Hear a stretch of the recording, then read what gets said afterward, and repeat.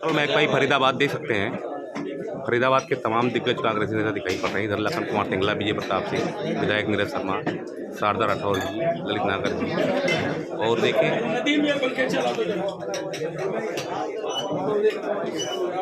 पूरे फरीदाबाद के दिग्गज कांग्रेसी नेता हैं। उधर रतला के पूर्व विधायक रघुवीर सिंह तेवतिया दिखाई पड़ रहे हैं। और सबसे आग्रह कर रहा हूँ कि जो अपने सारे साथी हैं साहब बहुत ही शॉर्ट करेंगे प्रेस कॉन्फ्रेंस, और सभी साथियों से आग्रह है कि इस दौरान थोड़ा सा संयम और शांति का ध्यान देंगे। भरत, एक बार प्रेस कॉन्फ्रेंस के बाद आइए, मेरे साथ आ जाइए। इसके एक बार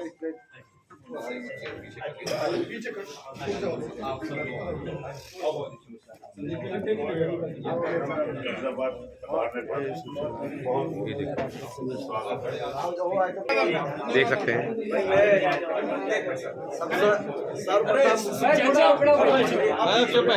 आपस की बात बंद कर दो सब, फोन कोई मत उठाओ। आपको बोलने दो बस। सबसे पहले आप सबका बहुत ही धन्यवाद और आभार, और आपसे क्षमा याचना, क्योंकि ये करते करते पहले 4 अब 7 बज गए, 4 से पहले 5, 5 से 5:30, फिर अपना करते करते इस तरह का दिन चला कि हर कार्यक्रम में हम जितना समय मान के चलते थे उससे ज़्यादा लगता रहा। हमें मगर आपका जो आशीर्वाद मिला प्रेस के साथी, मैं आप सबका बहुत धन्यवाद करता हूँ। हमारे बीच में सभी हमारे सारे सीनियर नेतागण सबका आप सबको आप जानते हैं, और हमारे प्रेस नोट में सबके नाम भी आपके पास आ चुके हैं।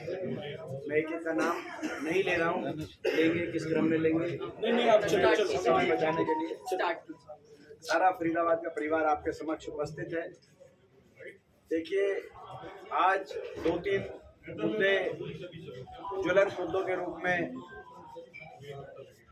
प्रदेश सरकार से संबंधित मुद्दे हैं। सबसे पहले तो आज गोपाष्टमी का पावन उपलक्ष्य में हम प्रदेशवासी देशवासियों को शुभकामनाएं देते हैं। कल छठ पूजा का बहुत ही पावन उपलक्ष्य था, और छठ पूजा की भी हम शुभकामनाएं देश प्रदेशवासियों को, भारतवर्षवासियों को हम देना चाहते हैं। और जो छठ का पूजा कार्यक्रम था, उसमें दुर्भाग्य ये रहा कि 9.5 साल की सरकार में छठ पूजन के लिए कोई सुविधाएं लोगों को देने का काम नहीं हुआ, ना कोई घाट का निर्माण कार्य हुआ पूरे हरियाणा प्रदेश में। जबकि जब हुड्डा सरकार थी, कांग्रेस पार्टी की सरकार थी, तो केवल फरीदाबाद में ही आप देखो तो फरीदाबाद में ही लगभग मेरा ख्याल 6 अलग अलग घाट, हमारी विधानसभा पहली शुरुआत तो ये से शुरुआत हुई एक विधानसभा। तो आप ये देखिए 5 दोनों 6 बता रहे हैं, तो कहने मतलब जो है 6 तो ऐसे घाट है जिसमें हमें जानता है। तो कहना मतलब कि उस समय फरीदाबाद के अलग, गुड़गांव में आप अलग देखिए, पूरे प्रदेश में देखिए, और हर शहर में पूर्वांचल भवन का निर्माण का कार्य हुआ था। इन्होंने 9.5 साल में कोई एक भी कोई घाट अगर बनाया तो ये बताएं। जैसे एक मेट्रो का कोई खंभा नहीं बनाया, तो इन्होंने छठ पूजन के लिए एक भी घाट नहीं बनाया पूरे प्रदेश में। और ये आखिरी छठ थी, अभी तक हम सरकार इस इंतजार में थे कि कुछ सरकार घोषित करेगी, लेकिन इनकी सरकार की जो आखिरी छठ पूजन वो हो गया। कि अगली सरकार, अगले छठ पूजन तक प्रदेश में नई सरकार होगी। लोगों के आशीर्वाद से हमें विश्वास है कांग्रेस पार्टी की सरकार बनेगी। और आज हम ये कहना चाहते हैं कि कांग्रेस पार्टी सरकार यदि बनती है तो अगले छठ पूजन को हरियाणा सरकार का सरकारी अवकाश घोषित होगा। छठ पूजन अगले छुट्टी होगी हरियाणा के ये हम कहना चाहते हैं पूरे प्रदेश में। ये दुख की बात है कि 9.5 साल कुछ नहीं किया, लेकिन ये हम करेंगे। दूसरा, एक जो बड़ा मुद्दा अभी है, आपको पता है शराब घोटाला सामने आया है। जहरीली शराब घोटाला यमुनानगर अंबाला में कितने लोगों की जान चली गई, हर रोज वो संख्या बढ़ रही है। और ये पहला शराब घोटाला भी नहीं है। ये जब से बनाई सरकार, पार्ट 2 बनी, खट्टर सरकार, दुष्यंत सरकार, बीजेपी जेजेपी के गठबंधन और 2019 में, तब से लगातार एक के बाद एक शराब घोटाले आ रहे हैं। पहले खरखौदा में कोविड काल में शराब घोटाला है, गोदाम में बहुत गैर कानूनी अवैध शराब बड़े बड़े गोदाम में पकड़ी गई। उसके बाद एक्साइज पॉलिसी तोड़ मरोड़ करके किस तरीके से कोविड काल में 24 घंटे शराब वितरित किया जाए, रात को लेट तक घर घर में शराब बांटने का घोटाला सामने आया। पिछले साल सोनीपत में अवैध जहरीली शराब से कई लोगों की जानें गई और इस साल यमुनानगर अंबाला में हर साल, और केवल हरियाणा तक शराब घोटाले नहीं, पूरे देश में कहीं भी शराब घोटाले होते हैं तो उसके तार हरियाणा से जुड़े हुए मिलते हैं। और जो अभी जो शराब घोटाला सामने आया है उसमें 75,000 पेटियां गायब होने की रिपोर्ट आ रही है पुलिस के माध्यम से। 75,000 पेटियां गायब होने का मतलब ये है कि सरकार में उच्च पदों पर बैठे लोग इन शराब तस्करों के कहीं ना कहीं सरगना सरकार में ही बैठे हैं।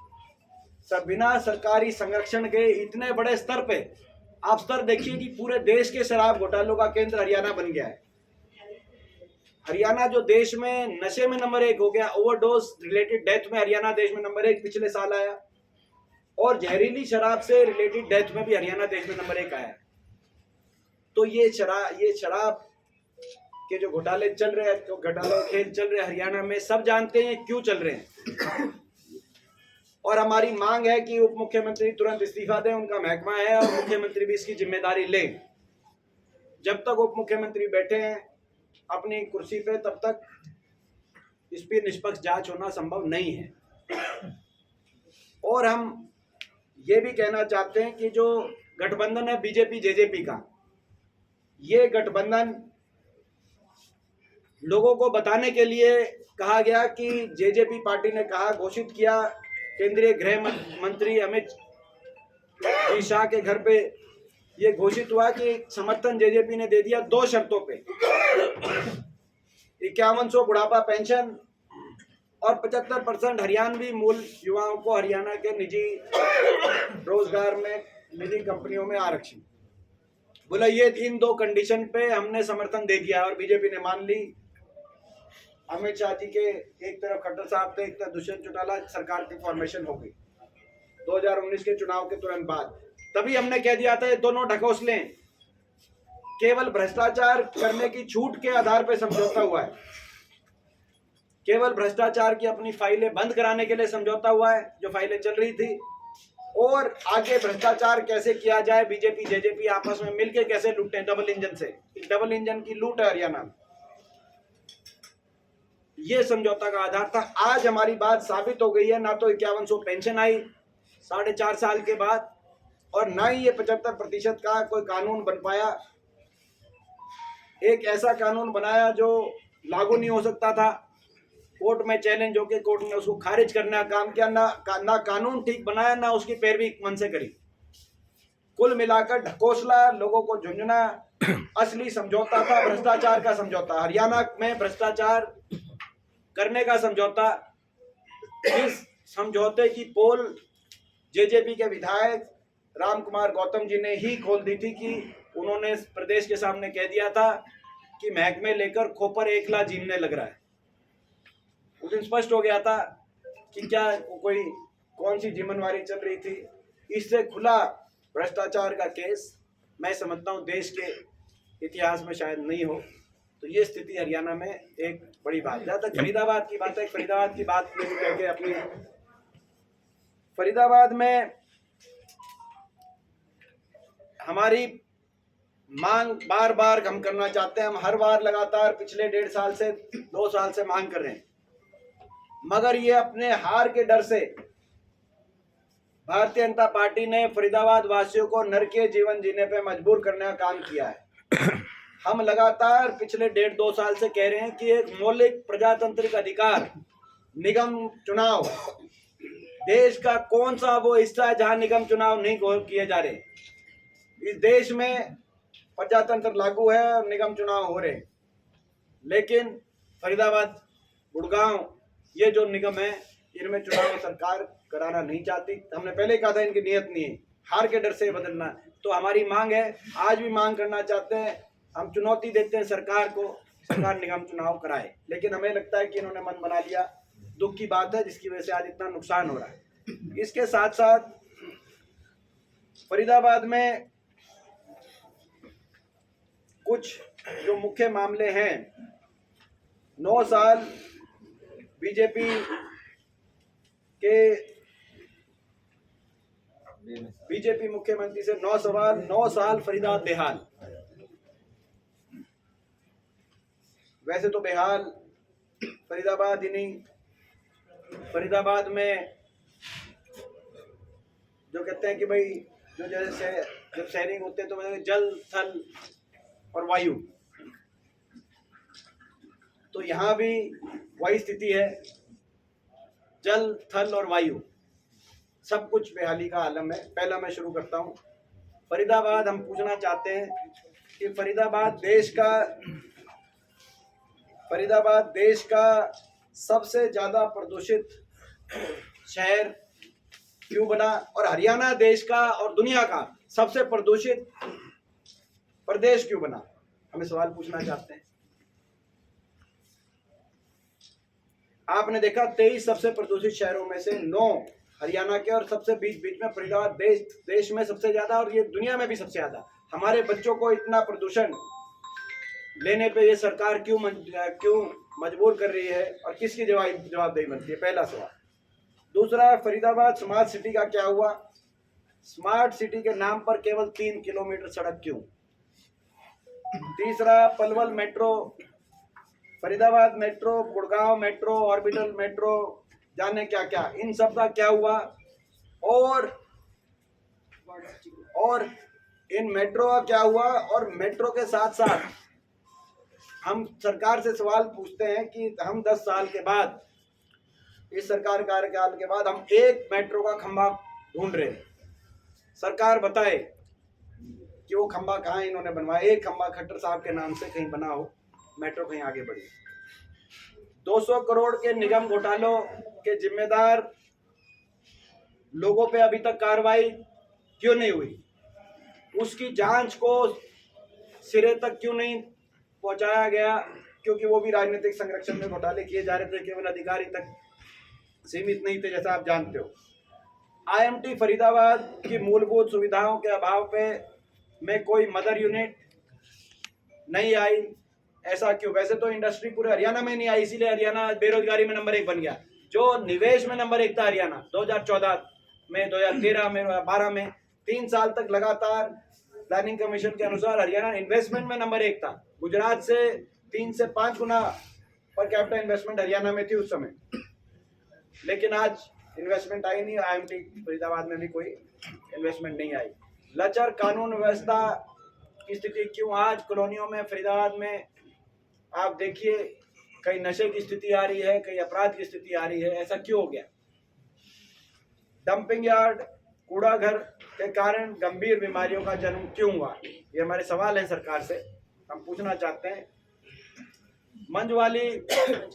मंझावली पुल का क्या हुआ? और कमर्शियल एरिया बनाने का क्या हुआ? ये हमारा सवाल है। किसानों की MSP का क्या हुआ? और खाद, DAP, यूरिया की किल्लत क्यों? ये हमारे सवाल है। कुल मिलाकर जो फरीदाबाद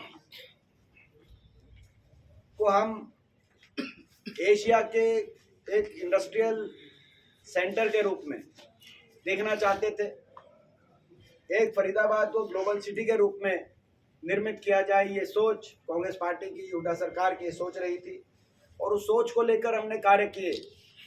जब हमारी सरकार थी, चाहे वो बदरपुर फ्लाईओवर बनाने की बात हो उस समय, चाहे वो फरीदाबाद से मथुरा तक 6 लेन की बात हो, चाहे वो फरीदाबाद के बाईपास की बात हो, चाहे फरीदाबाद गुड़गांव 4 लेन की बात हो, IMT पृथला की बात हो, YMCA यूनिवर्सिटी की बात हो, ESI मेडिकल कॉलेज की बात हो, तो ये सारे कार्य उस समय की फरीदाबाद देश में ऐसा उदाहरण के रूप में योजनाबद्ध विकास में सामने आए।